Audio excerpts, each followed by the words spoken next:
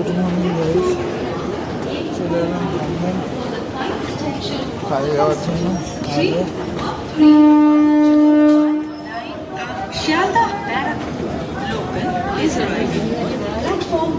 নিচে মালগাড়ি,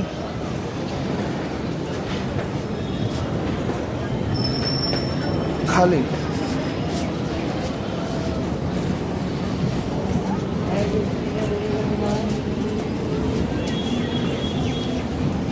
চলো ভাই, কাজের এখানে গিয়ে দেখা হবে।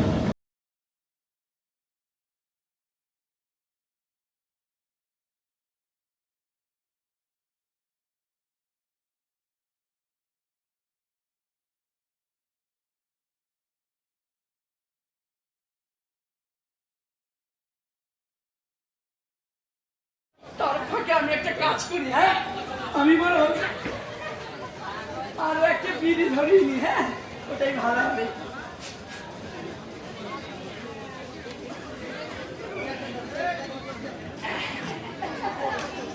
গায়ে চাঁদ লেগেছে তোমরা ভেবে করবে কি?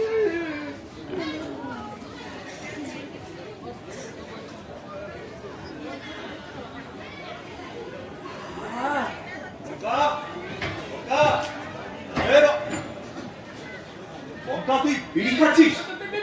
না না না, বিড়ি কোথায় খেলাম? আমি তো একটু সিরাজ দৌড়িয়ে খাচ্ছিলাম। একদম ভাব মারবি না বঙ্কা, আমি নিজের চোখে দেখলাম তুই বিড়ি খাচ্ছিস। হ্যাঁ নিজের চোখে দেখেছেন? ডাক্তার দেখেন, ডাক্তার দেখেন। এই শোন বঙ্কা, চেষ্টা একদম ভোলাবার চেষ্টা করবি না। তুই ঘরে বসে বিড়ি খাস না? দাঁড়া, আমি তোর ব্যবস্থা করছি। 11 মাসে 3টি সন্তান, 11 মাসে 3টি, 11 মাসে 3টি সন্তান, 11 মাসে 3টি। এইটুকু জন্য মানে গিন্নি মাকে ডাক্তার কি আছে। আর আমি বিড়ি টিড়ি খাইনি, বিশ্বাস করুন। আমি দেখছিলাম মানে এইটুকু ছোট্ট বিড়ি আপনারা কি করে খান? হ্যাঁ আপনাদের মুখ পুড়ে যায় না? আর তাছাড়া পাবলিক প্লেসে যে বিড়ি খেতে নিয়ে সেটা বঙ্কা খুব ভালো করেই জানে। এই যে কত আপনার বঙ্কে এসে হাজির, সদা সর্বদা আপনার নাকে ডাকে জীবন করছে।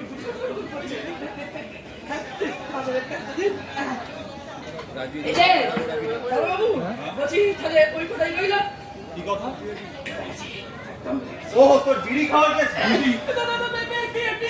বঙ্কা, তোর মাকে রিঙ্কিকে সবাইকে ডাক, একবারে বসে বসে টিফিন খেতে খেতে খুশির কারণ আছে। না না বাবা, মাকে ডাকার কোনো দরকার নেই। কেন বাবা দরকার নেই? কেন? এই বঙ্কা নেই নাকি রে? ঠিক আছেন? আমি তো রেওয়াজ করছি। কি করছিলেন? রেওয়াজ রেওয়াজ রেওয়াজ?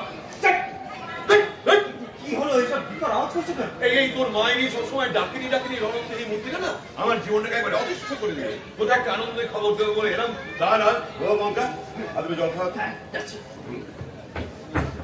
ব্রেক মারলি কেন? জল ব্রেক না তো জল জল ব্রেক মারলো? হ্যাঁ। যাক বাবা, ওসব খুশির খবর খবর পরে হবে। তুমি বলো আমাকে 1000 টাকা দাও। কত? 1000 কেন? গ্রামের ব্লাড ডোনেশন ক্যাম্প, আমি গ্রামের কালচারাল সেক্রেটারি। হ্যাঁ, তো ঈদের পক্ষে 1005 টাকা দেওয়া তো আমার উচিত। রেজিগনেশন দিয়ে দে। কি দেবো? বলছি রেজিগনেশন দিয়ে দে, নাহলে সকাল সকাল আমার ব্লাড প্রেশার হু হু করে বাড়তে থাকবে।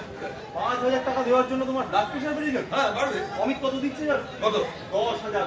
তাই না? তুমি কিছু দাও, রোজগার পাতি তুমি কিছু করছো নাকি ওই বেকার ভাতা কি নাম লেখা? হ্যাঁ, আমি কোথেকে পাবো? হ্যাঁ, কত টাকা রোজগার করি আমি? বাড়াবার চেষ্টা কর।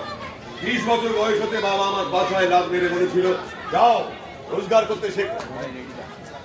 আমি তো রাগ করে করছি, ভালোবেসে করছি। শোনো বাবা, সময়টা না তোমাদের মতো নেই যে ঘরে ডেকে ডেকে এনে চাকরি দেবে। দিতে হবে না, ভাগ লাগবে না আমার টাকা। লাগবে না? আচ্ছা আমি শুধু ওখানে কেন যাস সেটা কি তুই জানিস? ওখানে কেন যাই তুমি জানো? জানি না, তাই তো জিজ্ঞাসা করছি। ওখানে কেউ রোজগারের কথা বলে না, চারিদিকে শুধু আনন্দ উপভোগ। জীবনটা যেন একটা রঙিন স্বপ্নের। তার মানে ওখানে তো কোনো বন্ধু নেই তো? টাকাটা তুমি দেবে না?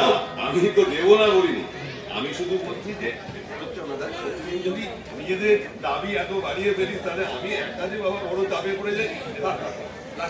দিতে হবে না, এই একটু পরে এসেই নেবে, অথচ মেজাজে 16 আনা। বঙ্কা জ্বলন্তি কি কোথায়? বঙ্কা এই বংটা তুই কি জল আনতে গিয়ে পাখালে চলে গেলি নাকি? এত চেঁচিও না পিসে, এত চেঁচিও না। গলায় বাড়ি তোমার কারণ কম নয়। হ্যাঁ শুধু গোটা পাড়ার লোকই জানে। তুই জল আনতে গিয়ে ফিল্টারের ক্যান্ডেল বুঝতে পারছি না জল ফিল্টার হয়নি কর্তাবাবু। জল ফিল্টার হয়নি মানে তুমি কালই নতুন ফিল্টার লাগালি? এই কালকে নতুন লাগিয়েছিলাম কিন্তু তুম করে কি করে পুরনো হয়ে গেল বুঝতে পারছি না। হয়ে গেল মানে? বুঝতে পারছো না? বুঝতে পারছো না? পুরো টাকাটা ঝেড়েছে। শোনো, আজ নতুন ফিল্টার নিজে কিনে আনবে, তারপর এ বাড়িতে জল খাবে। না না সে ঠিক আছে। আচ্ছা এই টাকাটা কি করি বল? হ্যাঁ? সত্যি বলছি টাকাটা বন্ধ, কোনো অন্যায় কাজে লাগাইনি। এই টাকাটা কি? আচ্ছা এই টাকাটা না হয়ে গেছে, খাতাটা তো আছে, যাও গিয়ে খাতায় লিখে নিয়ে এসো। মানে?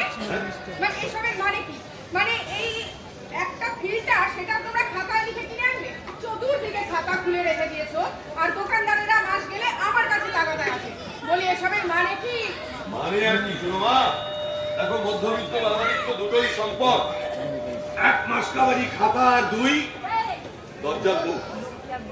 এই, আমাকে বললে ওটা খাচ্ছি তবেই উপরে চলে যাবে। যেহেতু এই কি একবারে আছি, এই ধরো চললো তার পিঠে বেলা দুটোর পর বাড়ি ফিরবো। ফিরতে হবে না, ওখানেই খাওয়ার ব্যবস্থাটা করে নিও। হ্যাঁ তাই করবো।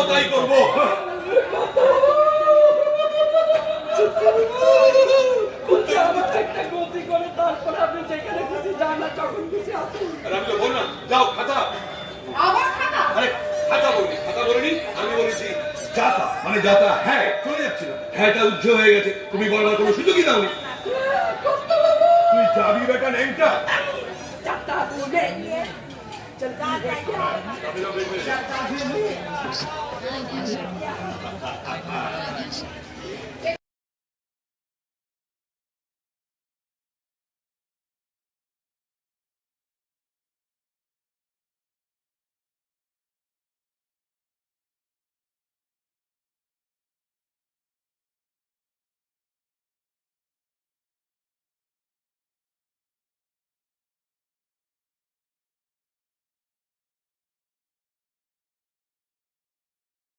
তারপরে দিন সুস্থ, তারপরে দিন রান্নার বহুবিধ সরঞ্জাম। তাও যদি জীবনে কোনোদিন একটুখানি ভালো রান্না করে খাবার মতো কিছু একটা পারবে, এত কোনো কথাই নেই। আজ টক দই, তারপরে দিন পচা ডিম, তারপরে দিন গোলাপ জল, ফটিক জল, সারা বাপের 14 পুরুষের চোখের জল। আহা, যতই আমাকে খোঁটা দাও, আমি তো জানি তুমি আমাকে কত ভালোবাসো। তুই কে বললি কথাটি? ও মা, আমি ছাড়া এই ঘরে কে আছে গো? না তুমি কিছু বললে না? নষ্ট হয়ে গেল গো, নষ্ট হয়ে গেল। কি? এ কি খাবারে কিছু করলো নাকি? না খাবারই শেষ সৌভাগ্য হয়নি যে আমার হাতে পড়বে তারপরে নষ্ট হবে। আসলে অর্ধেক বলবি অর্ধেক দিন পারবো না। আমার হাতে পড়ে তোমার অভিনয় পুরো নষ্ট, নাটকটা যা পারো। কেন? আমি বুঝি তোমার সঙ্গে চিরদিন ভালো কথা বলি না? রাম বলো যখন আমাকে ভালো করে কি ভাষা বুড়ো বয়সে। দেখো ছাড়ো। হ্যাঁ গো? কি একটা ভালো খবর আছে বলছিলে না? শুনতে পেলাম তখন ওদের বলছিলে। বলো না। বলো পরপর দুটি আমাদের অত্যন্ত পরিচিত এবং জনপ্রিয় দুটি নাটক মঞ্চস্থ করব। প্রথমে আমরা যে নাটকটি শুরু করতে যাচ্ছি সেটির নাম পাখি চক্র। নাটক ও নির্দেশনা মনসিক বন্দ্যোপাধ্যায়।